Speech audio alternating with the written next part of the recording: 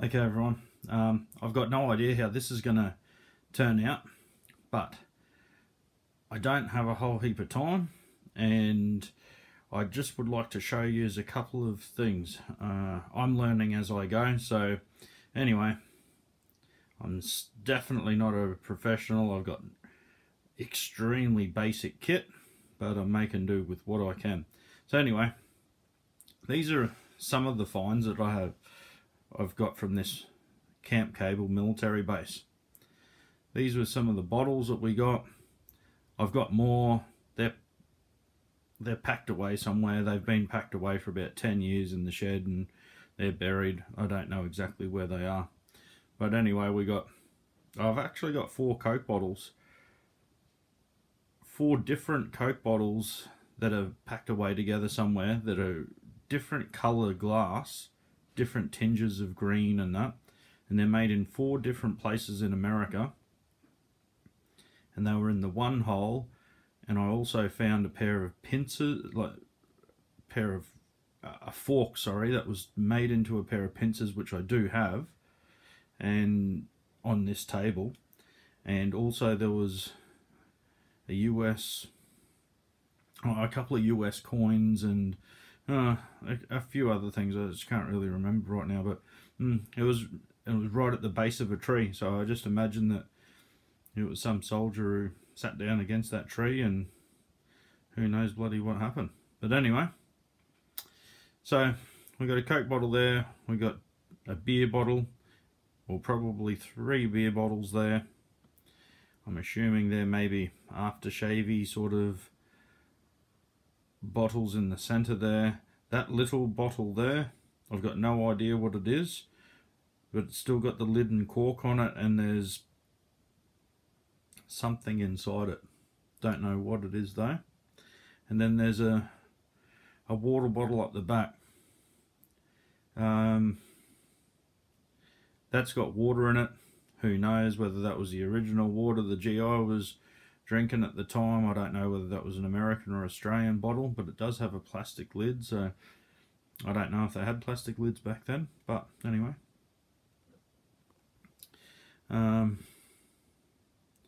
Okay, I'll move this forward a little tiny bit. There, are 2 1911 magazines, Colt 45 ACP magazines.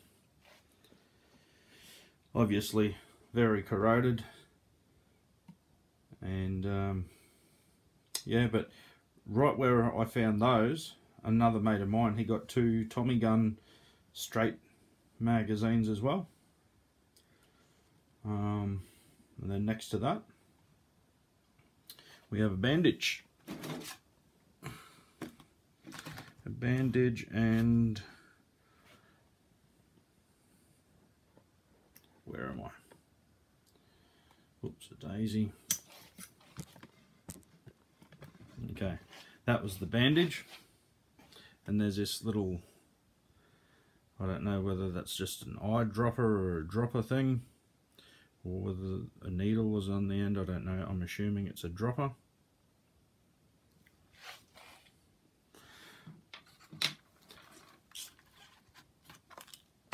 But that bandage was intact. It was in a metal case,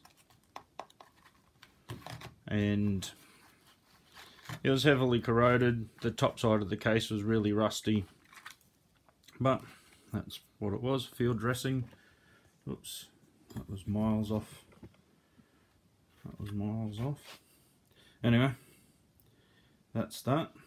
I might go freehand. It's in the tripod at the moment. I'll go freehand at the end and try and get some close-ups.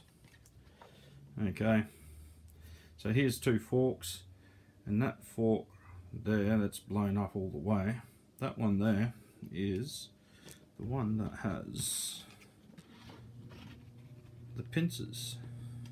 It's been turned into a set of tweezers.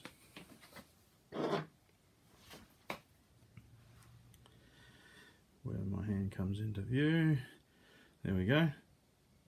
So someone's made some tweezers or something there. Here's this little bottle. Got no idea what was, could be ink, don't know.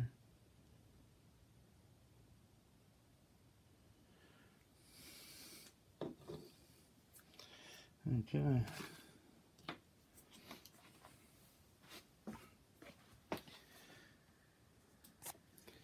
Now we go to the back here. We've got this enamel cup. Don't know whether that's genuine army issue or what's going on there, but that's what we found. And then next to that we got a cup. We got the smaller round in front with the rim on it. That's a 303 British case. So obviously the Aussies were there somewhere doing something with them. But these couple of 50 cal shells,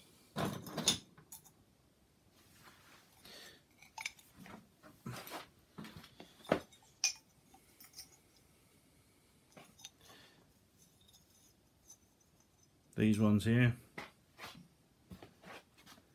oops, that's just,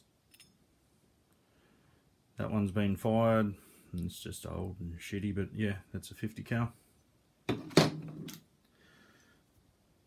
This one, where's my hand? Oops, that one hasn't been fired. Well, the primer hasn't gone off anyway, but projectile's long gone. Powder obviously is long gone.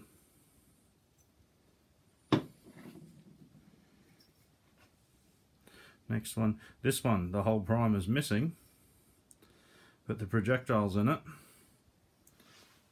Obviously no powder or no nothing, so it's totally inert, but the projectile's been bashed in. Don't know how they got the primer out. Maybe it was, potentially that could have been in a fire maybe, I don't know. Who knows? And this one here, there's a firing pin protrusion in the primer itself. The round is intact. It's an armor piercing. They're all armor. All the 50 cals were armor piercing incendiary, I believe, or tracer. But it's empty. There's nothing in it. So whether this came from the factory with no powder in it and it was just ejected from the gun from a misfire, not sure. And then I think really I'll do a little pan over, but I think next we will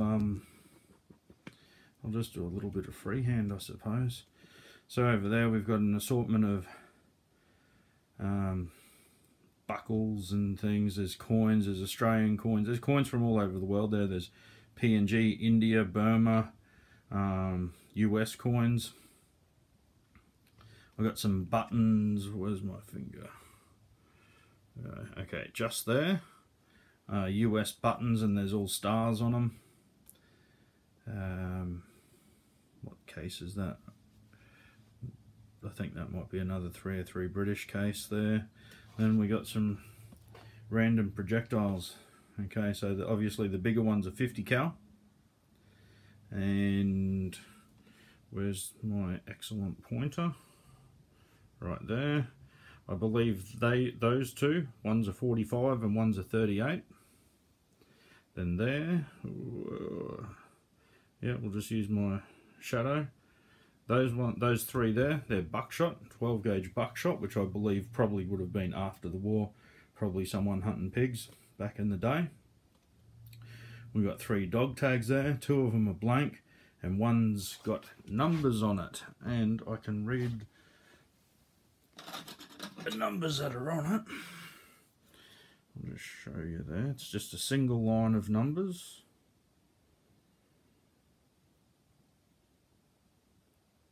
And I'll read those out. It says 41007 128, and then that's all that's on there.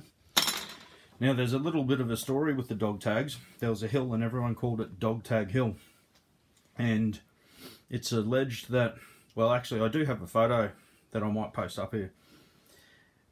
There was a transition of dog tags. Post or early war, the dog tags actually had the name and I believe next of kin, their full street address and everything on there. And then apparently the Japs and the Germans were capturing or finding dog tags, or capturing people getting their dog tags and then sending letters home, writing letters back home saying, oh, your son died a terrible, horrific death, you know, was it worth it? You know, it was to demoralize the population. So allegedly the story goes that they changed those dog tags to very simple ones, and everyone discarded their dog tags. So you, in one particular spot, they were all over the place, just everywhere. But we were finding dog tags everywhere, so there might be a little bit of merit to that story. How true, I don't know, but that's just what I was sort of heard around the traps. Okay. Okay, those two O-rings in the center, I believe they're from the tents that the guys, their eyelets that were in all the canvas tents. It seemed like that they lived in like a tent city.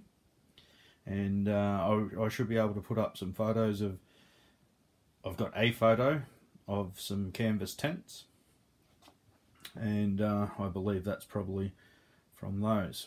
And then behind those we have a very old corroded 22 bullet, live one, which I don't know whether that would have been World War II era or whether that was after the war, but it actually does look very old. And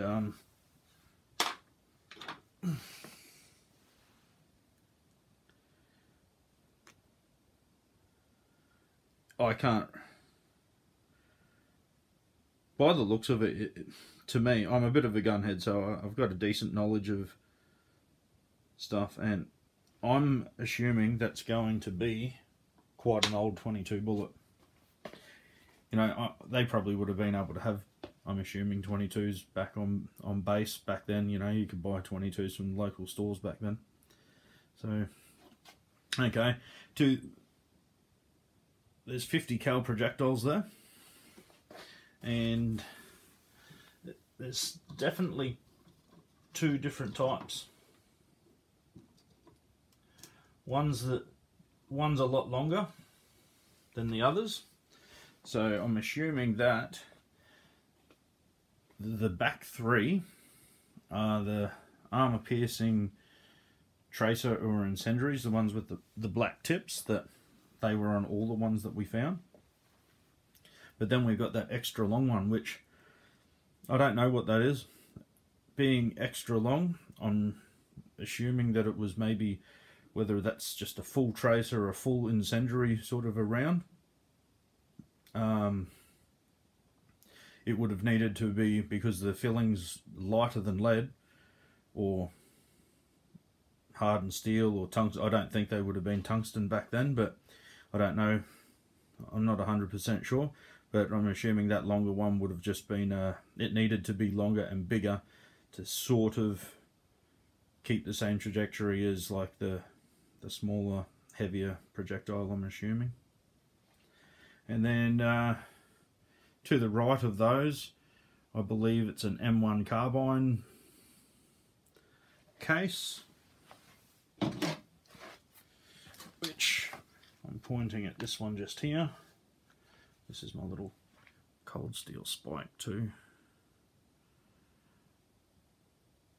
just for shits and giggles. And then here we've got a bunch of different 30 cal projectiles, and again there's the standard, whatever they would have been, 147, 150 grain normal 30 cal, which are, you can see they're a lot shorter, and then we have these other ones which are a lot longer. So again, I'm assuming they're incendiary, tracer or something like that. And then Over here, I've just got more buckles. There's a 3006 case. Actually, there's a 3006 case here. That is very strange. It has a live primer. Well, it was a live primer at one stage. But this is full of wadding. I've got no idea what was going on there. I don't know whether something has been stuffed down inside it or not. This is the very first time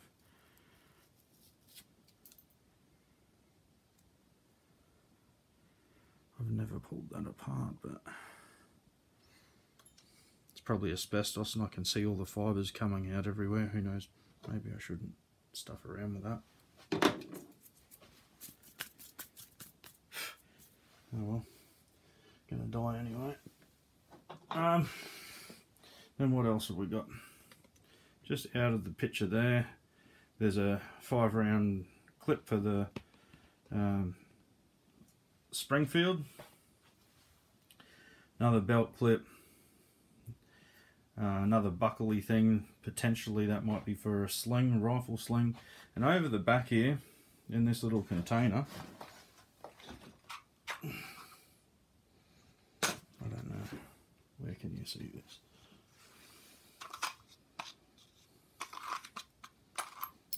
These are a couple of my better finds. Well, that aren't as corroded.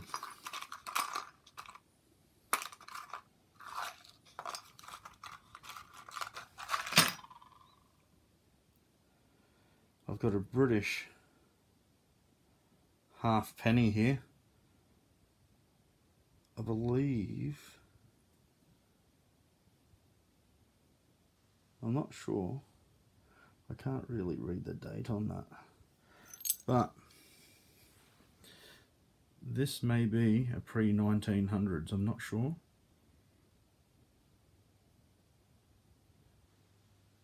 It does say halfpenny on it, and there's one of the king's heads on there.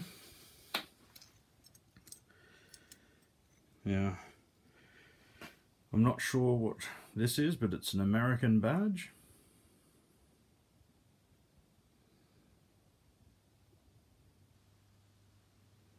I've got no idea what that is.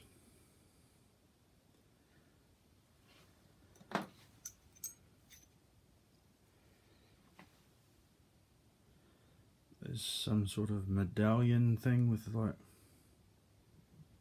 I don't know whether that's a church-based thing or whatever, maybe someone knows. Here's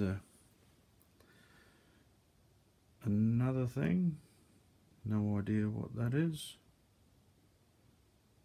Don't know whether it's a Scottish thing, who knows.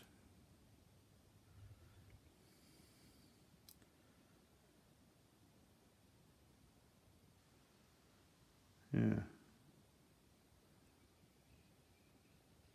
I will try and get better close-ups of those. I might even just take a still photo of some of these items. We can always come back to them. That's just a button. We found heaps of these in all variants of conditions. Now another interesting thing is, I don't know if you're going to be able to see that, but these are all training rounds, like drill rounds for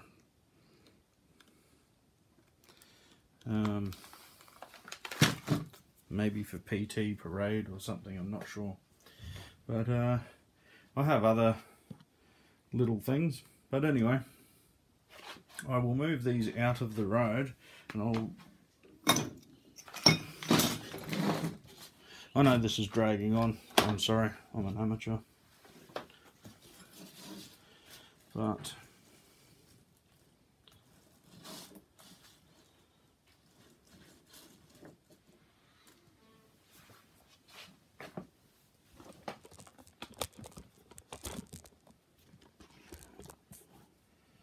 this is an aerial photograph. These are the aerial photographs I've got of the base.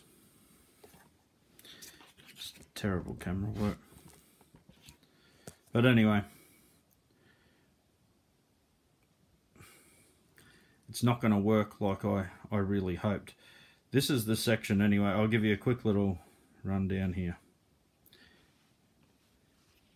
Hopefully I can... Geez, it's 20 minutes already. It's getting too long. Okay, so I did all of my hunting around this area here and up here. This is the anti-tank battalion. This is where I hung around. This is where we got all the 50 cal from. Some of the guys got 37mm shells out of there. Apparently there were M10s that were used. I don't know if they were the half-track. I think there was a half-track M10 as well as the later M10. Not sure. But that was the 632nd Tank Destroyer Battalion. Then over here on the opposite, that was the Tank Destroyer Battalion. Over here was the 121st Field Artillery. Then here was the 120th Field Artillery. 126th. Whoops. No. Where am I? Where am I? Where am I? Oh, that's getting a bit hard to read. Anyway, 127th Infantry Battalion down here. 126th Infantry Battalion down here. And the 128th Infantry Battalion. Down around here, sorry, if we go down, there was a gate here. In this section down here, we found quite a few hand grenades. These roads were all blocked off, and one of the fools that was with us, he called the cops, and they were full on dickheads. The cops were retarded. They blocked off like a kilometre in each direction. They went way over the top, treated us like shit. We totally identified what they were. They basically gave us no credit at all, said we didn't know what we were talking about. We're going to kill each other. We're going to kill everybody.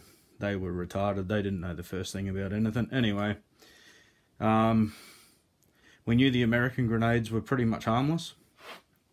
They had a very high failure rate even during the wartime. The humidity and that used to get into their inside the grenades. And so after being in the ground for 70 odd years, I'm pretty sure they were stuffed. And the other thing that rendered the American grenades hopeless was they had an external mousetrap design or fuse. So there was a little firing pin, and it was powered by a spring, and they called that the mousetrap. The spring was external, so after 70 years of rust and all that sort of stuff, those springs didn't work. They were corroded, and they were pretty safe. On the other hand, the British Mills bomb, which was the Australian grenade, that was an internal mechanism. So the firing pin, everything was inside the grenade itself, which was sealed, allegedly triple sealed, and they had high explosive filling with a very thin casing, but they used blast mainly, and all the shrapnel that got kicked off from the blast did all the damage, where the Americans, they didn't use high explosive, they just used like a gunpowder mix sort of thing in their grenades, and that's why they had the big pineapple chunks. It would, the explosion wasn't as violent, and it would throw big heavy chunks around to do the damage. So whenever we'd find American grenades, we wouldn't really worry about it. But the British ones, woo! When you dig one of those out of the hole, you get a bit of a, you know that you're alive. So yeah, that was good fun. We found a little bit of unexploded ordnance up there. We found quite a few 50 cal rounds. A bloke I know, he got busted by the cops with it all, and yeah, they went to town on him. They nailed him to the cross basically. Again, They don't know what they're talking about. They're just, yeah. Anyway, okay, guys, I'm going to leave it at that. It's dragging on. Actually, one other thing, because there's some knife guys here. We found this knife as well. It's a piggin knife. People used to go piggin. Even when I used to go metal detecting there, we'd see guys hunting pigs in there. I never seen any pigs myself, but at night time we used to go metal detecting at night because it's way too hot during the day here in Queensland. So we used to go at night time with headlamps. And the brand of this knife is Razorback. There's actually a serial number, maybe RB 0005. Surely that's not the 5th one made. I don't know. It says Razorback Cutlery Australia. Looks like it's got Makata handles on it. Full tang. It's got a slightly bent tip. I don't know. Bent tip. Makata handles. It actually feels not too bad. I'd say that's probably a 7-inch blade or something like that. I haven't touched it. That's just how we found it in the bush. There's the sheath. Oops, where's the sheath? Razor blades. I might have to look into that. Maybe someone will know. Dean might know. Okay, I'm gonna go. I might have to edit this video because of the terrible workmanship. But anyway, thanks guys. Hopefully I can put this together and make something half decent. Okay, thanks.